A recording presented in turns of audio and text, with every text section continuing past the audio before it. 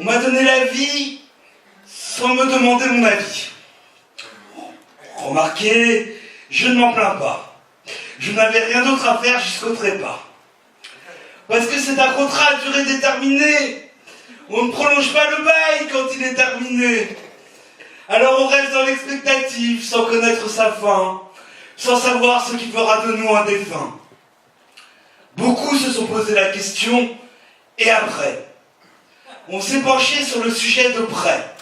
On a des hypothèses millénaires de vie après la mort, écrites dans des best-sellers dont on discute encore. Sous réserve d'une bonne ligne de conduite, vous trouverez grâce dans cette vie et dans sa suite. Oui, enfin ça, c'est ce qu'elle a écrit sur le papier. Hein. Qui nous dit qu'au paradis, on prenne vraiment son pied? C'est peut-être la crise là-bas aussi.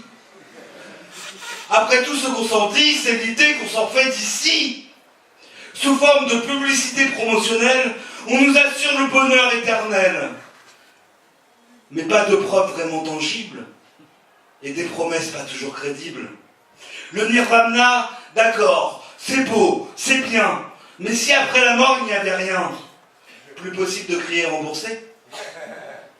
Alors messieurs, mesdames, profitez, sortez, vivez, rencontrez-vous, proposez-vous des rendez-vous. S'il y a feeling, s'il y a tendresse, faites vivre vos histoires de fesses.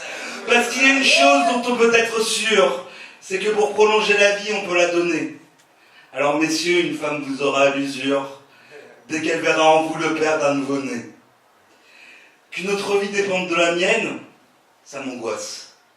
Je pourrais tenter avec un chaton ou une plante grasse, mais à tous les coups, le chat finirait chez ma mère, à lui procurer amour et corvée de litière. J'ai une plante qui a vécu le temps de se dessécher, parce que sa soif, je n'ai jamais vraiment épanché.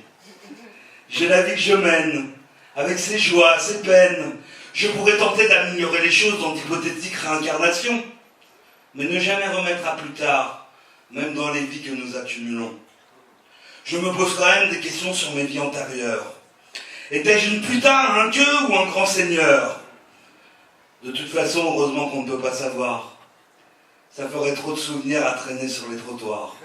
S'il fallait culpabiliser sur ces vies d'avant, on a assez à gérer ici et maintenant. La pollution, la faim dans le monde, les guerres, les inégalités. On est tous un peu responsables, quelle que soit son identité.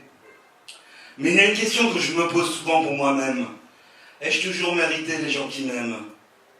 Sur le grand mystère de la vie, je vous l'annonce, je n'impose ni marche à suivre, ni nouvelle réponse. Je dirais, si je devais chipper le dossard de prophète, aimez-vous les uns les autres, mais surtout faites la fête!